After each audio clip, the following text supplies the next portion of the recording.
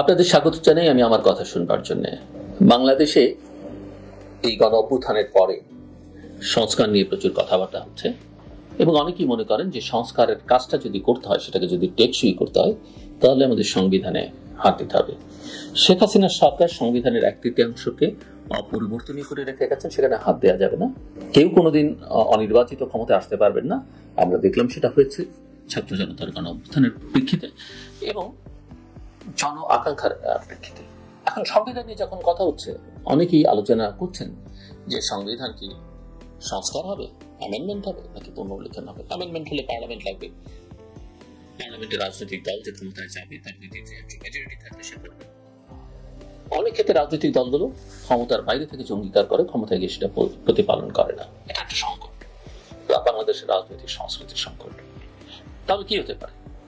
এটা কি পুনর্লিখন করা দরকার?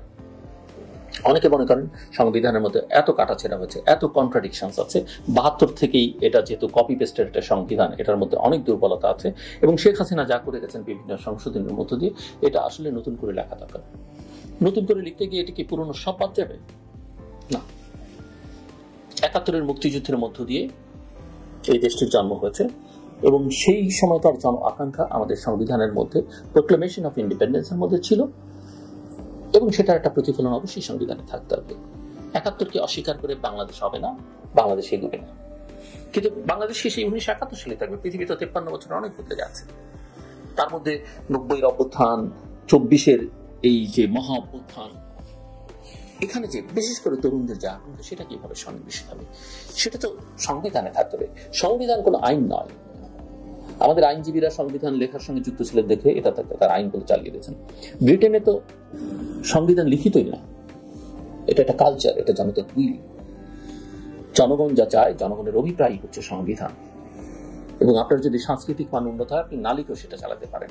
সো সংবিধান পুনর্লিখন কিনা, সংবিধান পুনর্লিখন করলে কিভাবে হবে? নানা পদ্ধতিতে হতে পারে। অনেকে বলছেন অনেক দেশে এত বছর লেগেছে, আমাদের কি এত বছর লাগবে, আমরা কি এত বছর করব? আপনার যদি সদিচ্ছা থাকে এবং বাংলাদেশের রাজনৈতিক দলগুলো ক্ষমতার বাইরে থেকে যে অঙ্গীকারগুলো করেছেন, আপনি যদি তাদেরকে এক জায়গায় আনতে পারেন, তাদের থেকে কমিটমেন্ট আদায় করতে পারেন, প্রক্রিয়াটা কি হবে সেটা নিয়ে আলোচনা হতে পারে এবং তারা যদি সেগুলোকে সমর্থন করে, তাহলে সেটা তারা মানবেন না কেন? ঠিক আছে, আপনার কাছে আমি করে দিচ্ছি, আপনি তো করবেন। আপনি এন্ডোর্স করেন, ক্ষমতায় এসে রাটিফাই করেন, অনেক কিছুই করতে পারবেন। আমি মনে করি না এগুলো কূট বিতর্ক, এগুলো খুব অস্বাভাবিক। আলোচনাটা শুরু হয়েছে আমি যে সংগঠনের সঙ্গে যুক্ত, থিঙ্ক ট্যাঙ্ক বা বেসরকারি গবেষণা প্রতিষ্ঠান সেন্টার ফর গভর্নেন্স স্টাডিজের একটা আলোচনার মধ্য থেকে।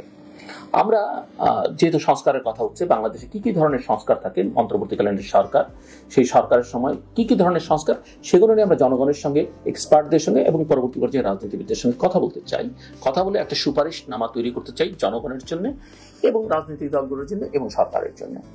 সেই লক্ষ্যে আমরা কিছু ডায়ালগ শুরু করেছি। ডেমোক্রেটিক রিকনস্ট্রাকশন, আমরা সংস্কার শব্দটা ব্যবহার করছি না, গণতান্ত্রিক পুনর্গঠনের জন্য। তার মধ্যে সংবিধান একটা বিষয়। আমরা এই প্রোগ্রাম ডিক্লেয়ার করবার সময় একটা প্রেস কনফারেন্স করে ডিক্লেয়ার করবার জন্য, সেখানে সাংবাদিকদের সঙ্গে কথোপকথনের সময় আমাদের একজন উপদেষ্টা প্রফেসর আলী রিয়াজ, যিনি যুক্তরাষ্ট্রে থাকেন, তিনি সংবিধান পুনর্লিখনের কথা বলেছেন। এটা সিজিএস এর বক্তব্য না, এটা তার ব্যক্তিগত বক্তব্য। আমিও পুনর্লিখনের পক্ষে এবং আমি সহজ করে বললে, সদিচ্ছা থাকলে আমি মনে করি 1 বছরের মধ্যে সংবিধান পুনর্লিখন করে সংবিধানকে কনস্টিটিউয়েন্ট অ্যাসেম্বলির মাধ্যমে অনুমোদন করিয়ে সকল বৈধতা দিয়ে 1 বছরের মধ্যেই জাতীয় সংসদ নির্বাচন করা সম্ভব, যদি রাজনৈতিক দলগুলোর সদিচ্ছা থাকে। কিন্তু আমার কথা মানেই কিন্তু সবসময় সিজিএস এর বক্তব্য নয়, এটাও মাথায় রাখতে হবে। আমরা সিজিএস কিছু বলিনি, আমরা আসলে এটা একটা ধারণা ছুড়লাম, কিন্তু আমরা সবাই মিলে যে সিদ্ধান্ত করতে হবে সেটাই একটা রিকমেন্ডেশন হিসেবে, পলিসি ব্রিফ হিসেবে সবার সামনে তুলে ধরবো। সো আমি মনে করি এই বিতর্কে অনেকে আমাদেরকে নিয়ে নানা রকমের কথা বলছে, সেগুলোকে আমরা ধর্তব্যের মধ্যে নিচ্ছি না, কিন্তু আমরা আমাদের কথাটা পরিষ্কার করে বলতে চাই।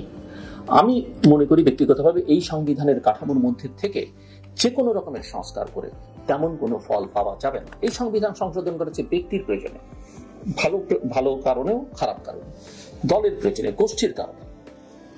কেননা এই যে শেখ হাসিনা যে স্বৈরাচারী হয়ে উঠলেন, এটা কিন্তু এই সংবিধান তাকে সুযোগ দিয়েছে। তারা কিন্তু সংবিধান দেখিয়ে এই কাজটা করেছেন। বলছেন সংবিধানের বাইরে যাওয়া যাবে না, কেননা এই সংবিধানের কাঠামোই ফ্যাসিবাদের সহায়ক হচ্ছে।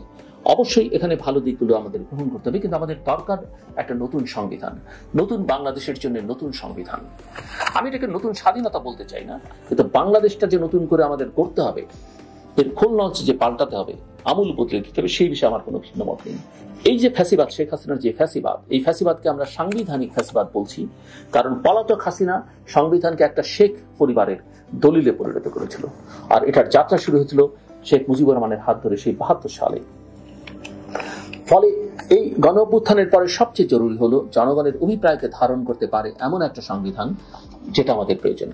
সংবিধান মানে আইনি কোনো কিতাব নেই। আমি আগেও বলেছি, শুরুতেই বলেছি, সংবিধান বলতে আমরা অনেক সময় জটিল আইনের বিধান বুঝি, কিন্তু এটা হতে হবে জনগণের রাজনৈতিক স্বাধীনতার আকাঙ্ক্ষার আলোকে প্রণীত একটা জাতীয় ঐক্যের ভিত্তি পুস্তক, ভিত্তি বই।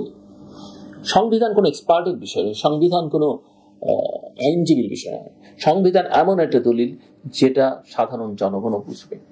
সে হয়তো লিখতে পারবে না, সে হয়তো পড়তে পারবে না, ব্যাখ্যা করতে পারবে না, কিন্তু সে অন্তত বুঝবে। আর ব্যাখ্যা করবার জন্য তো আদালত রয়েছে। সংবিধান বিষয়ে সিদ্ধান্ত দেওয়ার ক্ষমতা আদালতের নেই, সেটা জনগণের প্রতিনিধিদের দায়িত্ব। আদালত সেটার ব্যাখ্যা দেবে মাত্র। জনগণের যে কমন ইচ্ছা বা স্পিরিটের বহিঃপ্রকাশ করবে এমন একটা সংবিধান আমাদের দরকার। এটা রাজনৈতিক প্রক্রিয়ায় ঠিক হবে, আইনি বিষয়গুলো পরে জনগণের প্রতিনিধিরা ঠিক করবেন। কাজে আমি মনে করি সংবিধান এমন ঠাউস একটা বই হতে হবে, এর কোনো মানে নেই। বই না লিখেও যদি আমাদের সাংস্কৃতিক মান উন্নত হয়, তাহলেও একটা সংবিধান হতে পারে। জনগণের আকাঙ্ক্ষার প্রতিফলন ঘটানোর মতো একটা সংবিধান ছোট্ট একটা চটি বইতেই ধরা থাকতে পারে, 15-16-20 পৃষ্ঠা হতে পারে। আর অবশ্যই তাতে অতীতের সব মুক্তির আন্দোলনের লিগেসির স্বীকৃতি থাকবে। কিন্তু এখনকার সংবিধান হতে হবে 2024-এর অভ্যুত্থানের স্পিরিটকে ধারণ করে, নতুন যে জন আকাঙ্ক্ষা তৈরি হয়েছে তার আলোকে হতে হবে। এটা একটা চেঞ্জি সংবিধান হতে হবে।